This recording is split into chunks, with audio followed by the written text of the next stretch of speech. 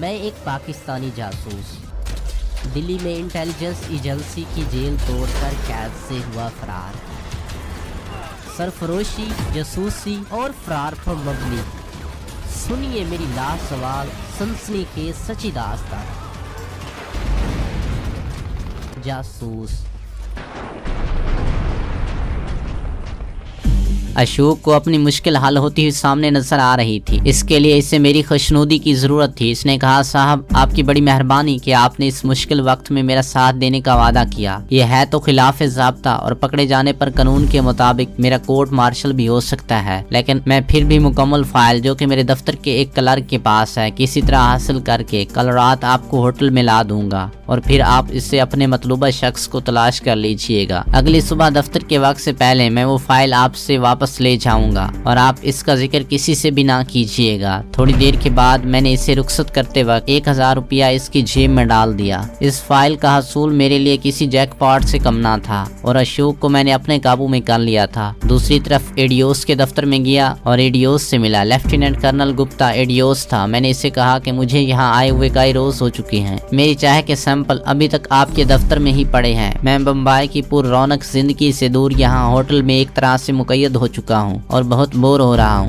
اس لیے آپ میرے سیمپل متعلقہ لوگوں تک بھجوائیں تاکہ جلد کچھ فیصلہ ہو سکے۔ ایڈیوس سے میری ساری گفتگو انگلش میں ہوئی تھی۔ وہ میری شخصیت، لباس اور نپی تلی انگریزی سے متاثر ہوا یا اس کے پیش نظر بھی چمک تھی۔ اس نے میرے سامنے اپنے دفتر کے ایک کلرک کو میرے سیمپل لنگر بھجوانے کا آرڈر دیا اور مجھے کہا کہ یہ محض ایک رسمی کارروائی ہے اور سیمپل لنگر میں استعمال کے لیے بھیجے جاتے ہیں۔ میں بغیر لنگر میں بھیجے بھی فیصلہ کر سکتا ہوں، اور جہاں تک تمہاری بوریت کا سوال ہے تو کل شام تم میرے مہمان ہوگے اور میں تمہیں اپنے ہمراہ آفیسر میس میں لے چلوں گا۔ میں نے کرنل گپتا کا شکریہ ادا کیا اور اس سے اجازت لے کر اس کے دفتر میں کلرکوں کے پاس آ گیا۔ شیام سے کچھ دیر گپ شپ کی۔ اس نے بتایا کہ گپتا نے آپ کے سیمپل لنگر میں بھجوانے کا آرڈر کیا ہے۔ میں نے اسے کہا کہ میں اسی سے مل کر آ رہا ہوں۔ اب چونکہ ہمیں جلد کام کرنا ہے اس لیے کیمپ کمانڈنٹ کے دفتر تک مجھے لے چلو۔ وہاں جانے کا عذر میں نے یہ بتایا، چونکہ سیمپل لنگر میں جا رہے ہیں تو شاید آج یا کل وہاں استعمال کے لیے جائیں۔ کیمپ میں رہنے والے لنگر کے متعلق کوئی بھی شکایت ڈائریکٹ لنگر میں نہیں کر سکتے بلکہ اپنے سینئرز کے ذریعے کمانڈنٹ سے کر سکتے ہیں۔ کیمپ کمانڈنٹ کا دفتر اس شکایت کی چھان بین کرتا ہے، یہ فوجی ڈسپلن کا لازمی حصہ ہے۔ تھوڑی دیر کے بعد شیام مجھے لے کر کیمپ کمانڈنٹ کے دفتر میں چلا آیا۔ میں اشوک سے ملنا چاہتا تھا۔ اشوک نے مجھے دیکھا، اس کے چہرے پر ایک اطمینان مجھے نظر آیا۔ اس نے آنکھوں میں مجھے بتا دیا کہ کام ہو گیا ہے۔ وہاں رسمی بات چیت ہوئی۔ شیام نے ایک دوسرے کلرک کو کہا کہ ان کے سیمپل آج لنگر میں بھجوائے جا رہے ہیں، اگر کوئی شکایت وہاں سے آئے تو مجھے بتا دینا۔ یہ دوسرا کلرک وہی تھا جو گزشتہ رات شیام اور اشوک کے ہمراہ آیا تھا۔ وہاں سے جب ہم واپس لوٹنے لگے تو کیمپ کمانڈنٹ سے اچانک آمنا سامنا ہو گیا۔ شیام نے اسے سلوٹ کیا۔ میری طرف سے اس نے سوالیہ نظروں میں سے دیکھا تو میں نے آگے بڑھ کر اپنا تعارف کروایا، اپنے احمد نگر آنے کی وجہ بتائی اور کہا کہ میری چاہ کے سیمپل آج لنگر میں بھیجے جائیں گے۔ ہم دونوں انگریزی میں بات کر رہے تھے۔ کالروں پر سرخ پٹی لگائے اور کیمپ کمانڈنٹ کی پوسٹ پر متعین اکڑا ہوا فل کرنل مجھے ایک معمولی کلرک کے ہمراہ دیکھ کر خوش نہ ہوا اور کہا کہ اگر آپ مجھ سے ملنے آئے ہیں تو میرے دفتر میں آ جائیں۔ میں نے شیام کو اشارہ کیا اور کرنل کے پیچھے ہی اس کے دفتر میں داخل ہو گیا۔ بہت سجا سجایا دفتر تھا۔ کرنل نے مجھے بیٹھنے کو کہا۔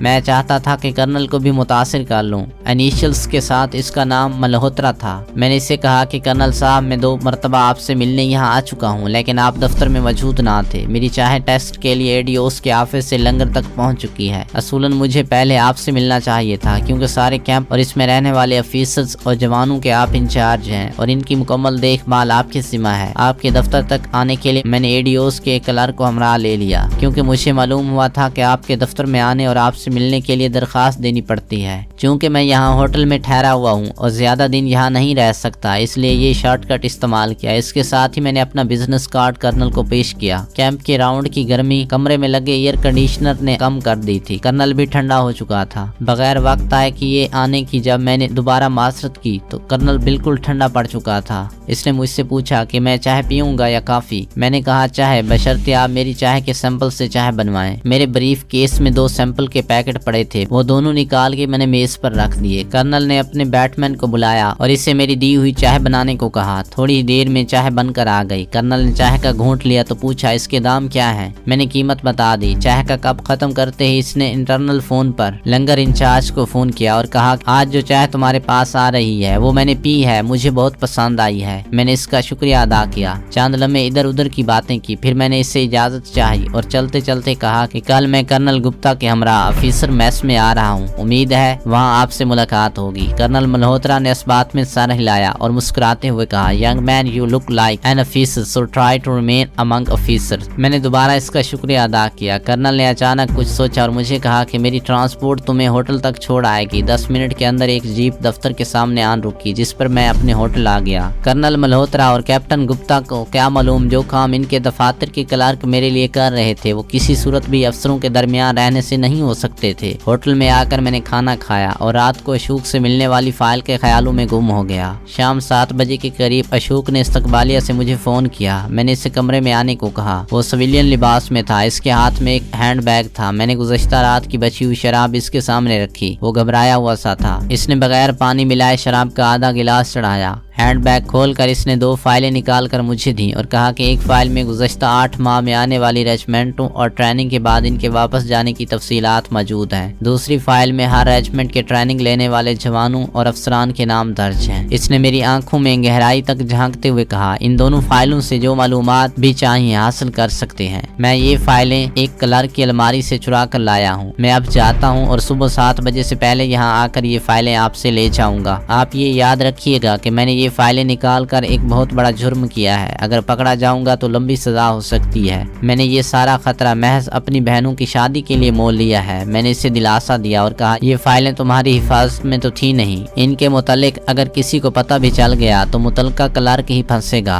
कल सुबह तो तुम इन्हें वापस ही ले जाओगे। मैंने इसे 2000 रुपए दिए और कहा कि जल्द अज जल्द इसके लिए रुपए का इंतजाम करूंगा। अशोक ने बाकी शराब भी गिलास में उंडेली और घटाघट पी गया। इतनी पीने के बावजूद भी वो घबराया हुआ था। इसने हैंड बैग वहीं छोड़ा और सुबह 7 बजे आने का कहकर वापस चला गया। मैंने फाइलों का सरसरी जायजा लिया तो मालूम हुआ कि ये हमारे लिए बेशकीमत मालूमात समोए हुए थी। एक फाइल में 71 की जंग के बाद तरबियत के लिए आने वाले तमाम रेजिमेंटों के नंबर, अफसरान, जवानों की तादाद, किन टैंकों पर ट्रेनिंग दी गई और फिर वापस कहाँ गई, ये सब तफसीलात दर्ज थी। दूसरी फाइल खासी मोटी थी। इसमें हर रेजिमेंट के जवानों का नाम, रैंक, नंबर और मेडिकल सहूलियात जो दी गई थी वो दर्ज थी। इसी तरह अफसरान की फरिस्त और रैंक और दीगर तफसीलात दर्ज थी। फाइलें देखने के बाद मुझे एहसास हुआ कि वो कितनी अहम थी। मैंने फौरी फैसला किया कि बजाय इन फाइलों की तफसीलात नकल करने के क्यों ना ये दोनों फाइलें ही पाकिस्तान भिजवा दूं। मुझे यकीन था कि मेरे सीनियर्स मेरी इस कामयाबी पर उछल पड़ेंगे। जब इन असल फाइलें मिल जाएंगी, मैंने फौरी तौर पर सामान पैक किया, होटल का बिल अदा किया, बसों के अड्डे की तरफ रवाना हो गया। अब मैं कुछ घबराया हुआ था कि खुदा न खास्ता कामयाबी का ये खेल कहीं बिगड़ ना जाए। ये तो मुझे यकीन था कि अशोक सुबह मुझे होटल में मौजूद ना पाकर मेरे मुतालिक बहुत कुछ समझ जाएगा,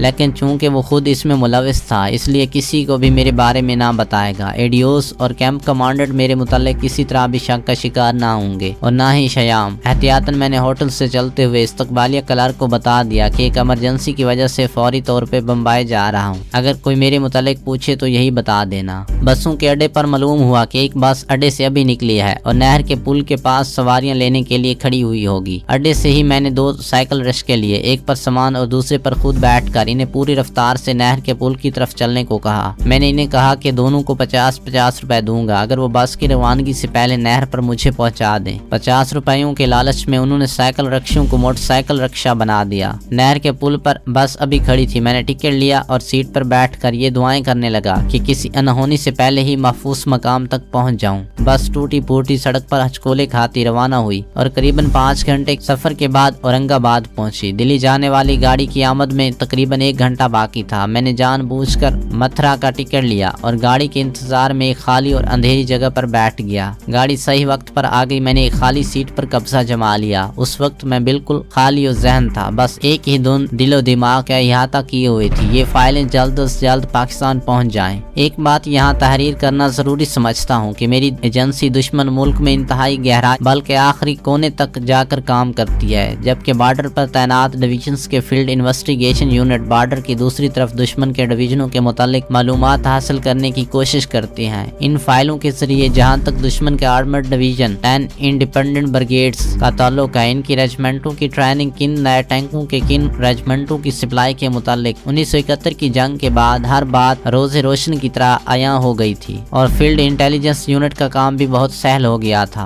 जूं जूं गाड़ी दिल्ली की तरफ बढ़ती गई मैं नॉर्मल होता गया। मैं डेंजर जोन से बाहर आ गया था। अगरचे पूरा भारत ही मेरे लिए डेंजर जोन था, लेकिन अहमदनगर से इतनी अहम मालूमात क्लासिफाइड फाइल्स के साथ खैरियत से निकल आना बिल्कुल सांप के बिल से बाखैरियत व आफियत निकल आने के मुतरादिफ था। रवानगी के वक्त से लेकर अब तकरीबन 24 घंटे से ज्यादा हो चुके थे। सुबह सादिक का वक्त था जब गाड़ी दिल्ली पहुंची। मैंने टैक्सी ली और सीधा लोधी होटल जाकर कमरा ले लिया। दिन चढ़े तक सोता रहा, फिर नाश्ता वगैरह करके कॉरोनेशन होटल फोन किया। ट्रांसमीटर वाले साथी को शाम के 4 बजे कनाट प्लेस के एक रेस्टोरेंट में मिलने का कहा। बाकी साथियों की खैरियत इसलिए फोन पर ना पूछी, होटल में वो अजनबियों की सूरत में ठहरे हुए थे। सिर्फ ये पूछा कि सब ठीक है। इसने कहा हाँ।